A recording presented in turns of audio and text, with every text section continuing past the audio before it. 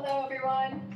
My name is Joanna, and my thesis is on how can possibly speaking with AI conversational agents, such as, say, Siri, Google Assistant, Alexa, help with foreign language acquisition in students who are suffering from foreign language speaking anxiety.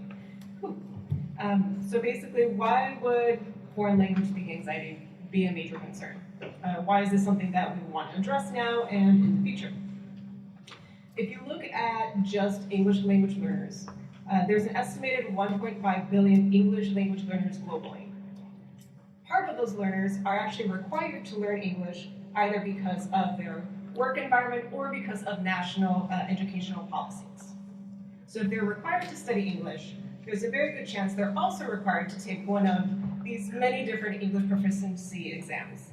And at least the ones listed up here do have a verbal component in them. So they will be graded on their speaking. Now, if you've ever studied a foreign language, either formally or informally, there's a chance that you might say, compared to reading and writing, speaking can be the hardest part. So if you are a student that's being required to study a language and are required to take an exam that has a verbal speaking component that you think is the hardest part out of everything, and that your exam is going to, or your performance on your exam is going to influence your future, there's a very good chance you're going to feel a little bit nervous. When you have speaking anxiety, that can go even further with factors such as how others perceive you. You might be highly concerned about making mistakes.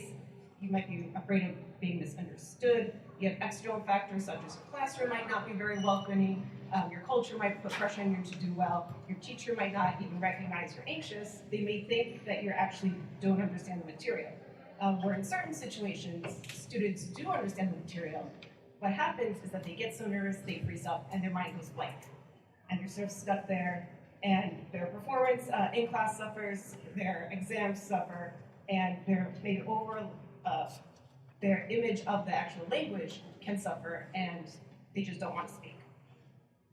So in the end, what kind of solutions do we have? And at least in this context, it's not to replace a teacher with AI. You very much still want a human person helping you learn a language. What I'm proposing is to at least use AI in a way that a student can practice their speaking, and maybe even the content that they're learning in school in a safe place. And very much at least practice, say, their exam procedure. So very much you can have a question, provide an answer, but importantly, you at least get a reaction to your answer. So that's a little bit different than, say, I'm going to speak out loud, or I'm going to be looking in the mirror and trying to figure this out myself, because at least you're getting some feedback that your answer is being heard and recognized by others. So if you've suffered maybe from social anxiety, then you might have encountered cognitive behavioral therapy, where one of the items here is patients should be practicing either at home, experimenting. Basically, you want to face your fears by actually doing what's causing you anxiety.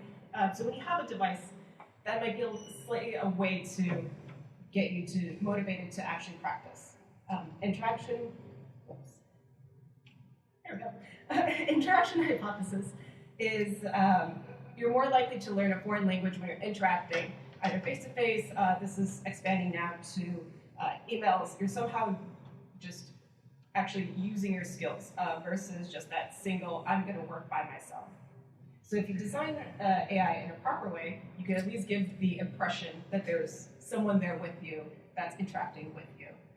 And with skill acquisition, you want your students to be more automatic in what they're doing. So your language, you don't want a student sitting there thinking, well, how do I form this sentence? Because that's just going to cause anxiety. Oh, am I using proper grammar or sentences? Just get them to actually do it. And that can help when you're doing drills and other activities. And along with this, we also want students to sort of think about how are they progressing. So if you have a companion, or at least a way for students to self-assess and reflect back on what it is that they're doing, if they're doing something at home that's easier for them to talk, but then in the classroom it's a little different, maybe they can pinpoint what it is exactly that's causing them that additional anxiety, and at least monitor themselves are things changing? Would I necessarily have to go to a professor or to somebody else to help me with this? Or are the sessions that I'm doing myself actually helping me and encouraging me to face my fears? So feel free, stop on by. I'm at booth number 16. I do have my Alexa out there, so you can sort of test her out and have fun. Thank you.